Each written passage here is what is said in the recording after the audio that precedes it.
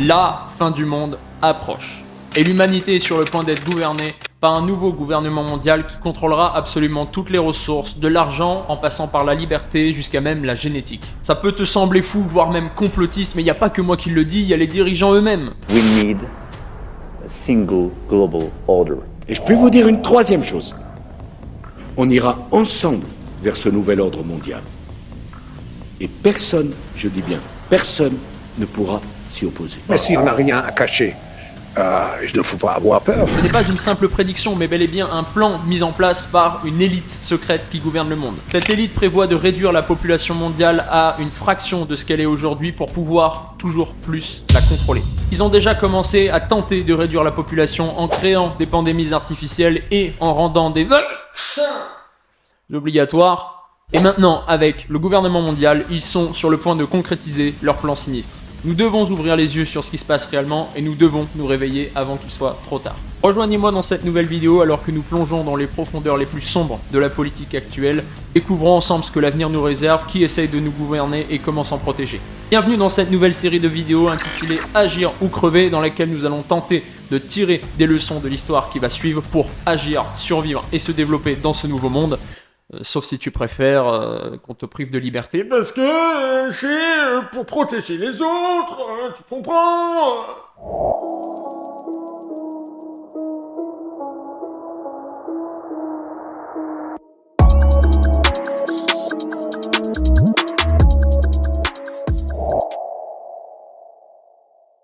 Notre histoire du jour est très récente puisqu'elle date de 2021. Mais avant de te dévoiler l'histoire du jour, j'aimerais qu'on fasse, si tu le veux bien, un petit retour en arrière le 27 avril 2013, lors d'une conférence donnée à l'Université de la Terre par Jacques Attali, qui est fervent défenseur du mondialisme. Il s'exprimait ainsi. Il est évident que ça se terminera un jour par un gouvernement mondial équilibré, démocratique, qui mettra en place des règles, qui dominera le système financier, ne sera pas dominé par lui. Tout ça aura lieu. Les plus jeunes dans cette salle le verront. Comme il y a une monnaie européenne, il y aura une monnaie mondiale, il y aura un revenu minimal mondial, tout ça existera. À mon sens, l'humanité va se diviser en trois catégories. Les nomades de luxe, qui disposeront de tous les outils de la liberté, et dont on vient de parler, y compris de la liberté génétique, de devenir un autre.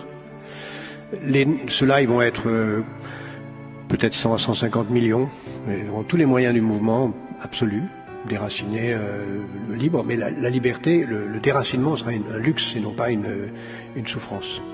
À l'autre bout, il y aura 5 à 6 milliards de nomades de misère qui seront obligés de bouger de la campagne à la ville, d'une ville à l'autre, simplement pour trouver à manger. Et au milieu, il y aura une catégorie centrale, une sorte de classe moyenne, qui vivra dans l'espérance illusoire de rejoindre les nomades de luxe et dans la terreur réelle de basculer dans l'infranomadisme.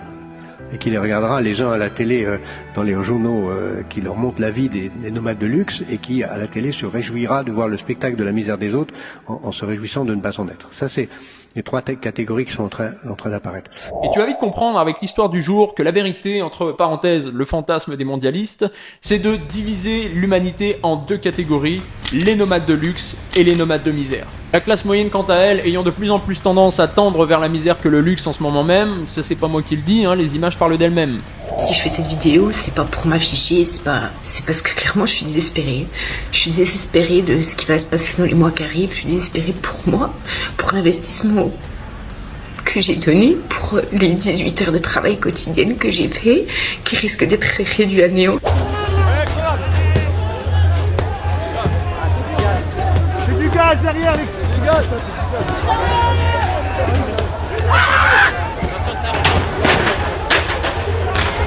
Donc d'un côté, on a ceux qui ont l'argent, la liberté, la santé et le choix de vivre où ils veulent. De l'autre côté, il y aura tous ceux qui n'auront ni argent, ni liberté, ni santé, ni le choix de quoi que ce soit finalement.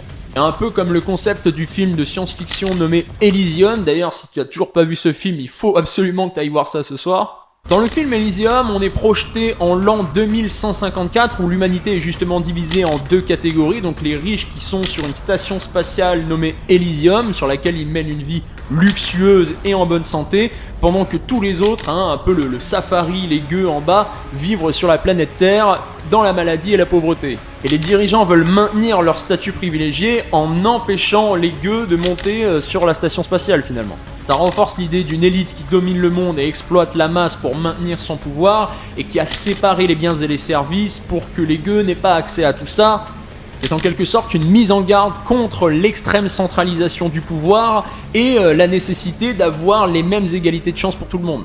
Nous avons trouvé un lien parfait avec notre histoire du jour, puisque quand on parle d'extrême centralisation des élites et du pouvoir, laisse-moi te dire une chose, Elysium n'est pas un film de science-fiction. Elysium, c'est la réalité. Et ça arrive beaucoup plus vite que prévu. Donc je te présente le magnifique projet The Line. The Line, c'est un projet de ville futuriste proposé par le prince héritier d'Arabie Saoudite, Mohammed Ben Salman. Il s'agit d'une ville sans voiture ni route, conçue pour être durable et entièrement alimentée par des énergies renouvelables. La ville est en train d'être construite dans la province de Tabouk, dans le nord-ouest de l'Arabie Saoudite, et sera longue de 170 km de long, avec une population prévue de 9 millions d'habitants. Le projet a été annoncé en janvier 2021 et devrait être achevé d'ici 2030. Neom, c'est le joli nom qu'on a donné à cette ville, et ce nom vient du grec, d'une part Néo, qui veut dire nouveau, allongé de la lettre M pour Mustakbal en arabe, qui veut dire avenir. Le concept de Neom est basé sur un mode de vie plus durable et axé sur la technologie où les besoins des citoyens sont satisfaits grâce à des systèmes de transport en commun efficaces, des technologies avancées pour l'éducation et la santé et des zones vertes et naturelles qui seront intégrées dans la ville. Ça, c'est la théorie. Maintenant, on va se poser la question qui fâche. Qui est-ce qui va payer la facture d'énergie pour un immeuble avec des façades en miroir exposé à 40 degrés toute l'année sous un soleil brûlant et qui promet de climatiser 170 km de long et des milliers d'infrastructures? Oui, parce que les ressources de la planète, elles sont pas illimitées. Quand on dépense d'un côté, va falloir économiser de l'autre. Qui va payer selon toi? Les nomades de luxe ou les nomades de misère? Et comme il n'y a pas de voiture diesel à l'intérieur de la ville et qu'ils vont mettre 2-3 arbres en plastique, et du coup c'est un projet écologique. Tous ceux qui m'envoient des photos de steak avec une espèce d'apparence, en général ils sont torse nu avec des gros biceps et ils me montrent leur virilité, je vous dis mais lâchez-la votre virilité, vous serez bien plus heureux. Dans un monde d'égalité. Dans un monde d'égalité. Dans un monde d'égalité. Dans un monde d'égalité. Oui, puis on va pas parler des dizaines de milliers d'ouvriers qui vont mourir sur les chantiers pour construire ça. Ça va, c'est un détail. C'est comme quand on construit finalement des pistes de ski et des complexes hôteliers en plein milieu du désert pour accueillir les Jeux Olympiques d'hiver de 2029. Ouais, bon, ça pareil, c'est un détail. Bon, et bien maintenant qu'on sait tout ça, quelles leçons on peut en tirer pour agir? La vérité c'est que si tu te bouges pas le cul maintenant pour devenir un nomade de luxe, c'est toi qui vas payer la facture avec ton passe carbone. Oh là là, les mots interdits. C'est bon, je peux y aller, ça fait longtemps que la vidéo elle est démonétisée. Le passe carbone, un petit bijou d'innovation du gouvernement mondial pour imposer aux nomades de misère de limiter leur consommation en CO2.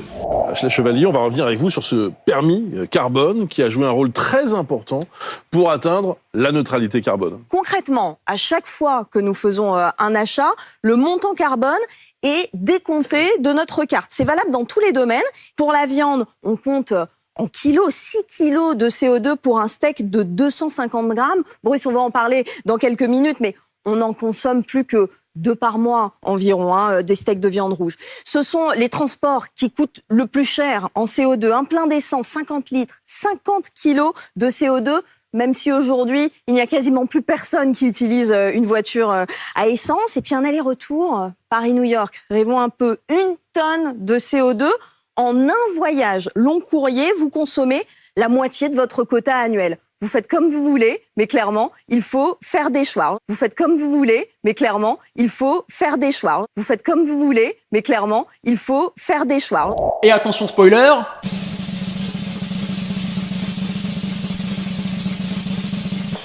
les règles ne s'appliquent pas à tout le monde. D'autant que le permis carbone n'est pas lié au niveau de revenu. Que l'on soit SDF ou milliardaire, tout le monde est logé à la même enseigne. Crois-tu que les nomades de luxe seront imposés de réduire leur consommation de CO2 et que tout le monde sera sur le même pied d'égalité? C'est toi qui vas être interdit de partir en vacances l'été avec ta famille. C'est toi qui vas prendre une amende parce que tu roules au diesel dans une zone à faible émission. C'est toi qui vas devoir manger des insectes parce que c'est plus écolo que de manger une côte de bœuf, etc., etc. Alors je te rassure, hein, même si ton rêve c'est pas d'habiter là-bas, au moins tu auras le choix. Perso, moi mon truc c'est plutôt d'être en plein milieu de la forêt avec des petits commerçants locaux, des animaux et la nature. Au moins tu auras le choix de ne pas aller dans les banlieues et les HLM. Je vais te poser une question, est-ce que tu vois une différence entre The Line et les HLM en comparaison avec la station spatiale Elysium et le bidonville géant juste en dessous? Hein? Pourquoi? Parce que les gueux n'ont pas le droit d'habiter avec ceux qui ont le choix. Pour avoir le choix, il faut avoir les moyens, et justement on découvre des techniques pour avoir les moyens dans l'Académie des Libertés que tu peux rejoindre en cliquant sur le premier lien qu'il y a en description de cette vidéo. On se dit évidemment à tout de suite de l'autre côté, sauf si évidemment tu préfères vivre avec les nomades de misère, ça c'est toi qui vois. Hein.